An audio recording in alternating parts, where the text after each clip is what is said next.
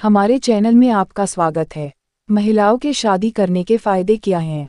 सबसे पहले तो आप खुद सोचिए कि आपके लिए शादी के क्या फ़ायदे हो सकते हैं। इससे पहले कि आप लिस्ट गिनवाना शुरू करें, मैं आपको बता दूं कि ये स्टोरी पूरी तरह से फीमेल सेंट्रिक है। मैं उसके बारे में बात कर रही हूं कि आखिर शादी के बाद महिलाओं की ज़िंदगी में किस तरह के फ़ायदे होते हैं। फाइनेंशियल बेनिफिट्स, सोशल सिक्योरिटी और ज़िंदगी भर का साथ जैसी चीज़ें सभी के दिमाग में आती हैं, लेकिन असल मायने में इसके फ़ायदे क्या हैं, आज हम इस बारे में चर्चा करते हैं। सबसे पहले तो ये जान लीजिए कि एक रिसर्च मानती है कि शादी का फ़ायदा सिर्फ तभी है जब शादी खुशहाल हो।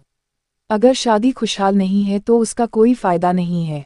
महिलाओं के लिए एक शादी फ़ायदेमंद तभी हो सकती है जब वो खुश हों। सामाजिक तौर पर शादी के फ़ायदे। अगर आप अपने परिवार में किसी से पूछेंगी तो सामाजिक तौर पर शादी के कई फ़ायदे बताए जाएंगे। तो चलिए पहले इसी बारे में बात कर लेते हैं। लंबी जिंदगी। रिसर्च मानती है कि शादीशुदा जोड़ों में मोर्टेलिटी का रिस्क कम हो जाता है और उनकी जिंदगी ज़्यादा लंबी होती है। खुद का ज़्यादा ख्याल रखा जाता है। इस दौरान खुद का ज़्यादा ख्याल रखा जाता है और आपका साथ देने के लिए कोई होता है। एसटीडी का खतरा कम होता है। एक ही सेक्स पार्टनर होने के कारण ये खतरा कम होता है। Financial security. आपके पास फाइनेंशियल बर्डन शेयर करने के लिए कोई होता है। जिंदगी भर का साथ। आपके पास एक साथी होता है जो आपको अकेलापन महसूस नहीं होने देता। समाज की मंजूरी। एक बार अगर शादी हो गई तो सामाजिक मंजूरी भी मिल जाती है। रिश्तेदार कुछ समय के लिए आपका पीछा छोड़ देते हैं। ये तो थे सामाजिक फ़ायदे जो ये बताते हैं कि अगर आपकी शादी हो गई तो उसका फ़ायदा क्या हो सकता है। लेकिन अब थोड़ी बात कर लेते हैं उन चीज़ों की जो असल मायने में फ़ायदे लगते हैं, लेकिन होते नहीं हैं।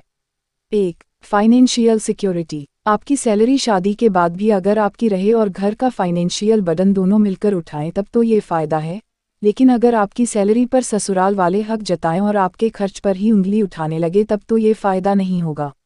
मैं ऐसा इसलिए कह पा रही हूँ क्योंकि मेरी एक सहेली के साथ ऐसा हुआ है। दरअसल शादी के बाद उसकी सैलरी को सेव करने और ससुराल के खर्चों को उठाने की जिम्मेदारी उस पर डाली जाने लगी, जो एक हद तक ठीक भी है।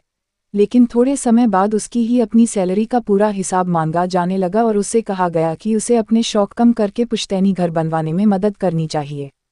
देखिए, शादी के बाद थोड़ी जिम्मेदारी तो होती ही है, लेकिन इसका मतलब ये नहीं कि आपकी कमाई पर ससुराल वाले पूरा हक जताने लगें। ये कहीं से भी फाइनेंशियल सिक्योरिटी नहीं होगी।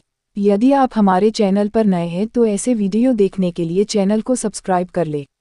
2. सामाजिक तानों से छुटकारा। अब यहाँ भी एक पेंच है। अगर आप शादी करती हैं तो ये माना जाएगा कि आंटियों से छुटकारा मिल जाएगा, लेकिन ऐसा नहीं है। शादी के बाद आपके हर काम को जज किया जाएगा। बहू जल्दी उठती नहीं है, उसकी छोले की सब्जी अच्छी नहीं बनी, वो इतना समय ऑफिस में क्या करती है और बच्चा कब करोगी जैसी कई बातें सुनने को मिलती हैं। इसलिए ये कहा जा सकता है कि सामाजिक तानों से छुटकारा तो किसी भी हाल में नहीं मिल सकता है। 3. ख्याल रखने के लिए कोई होगा।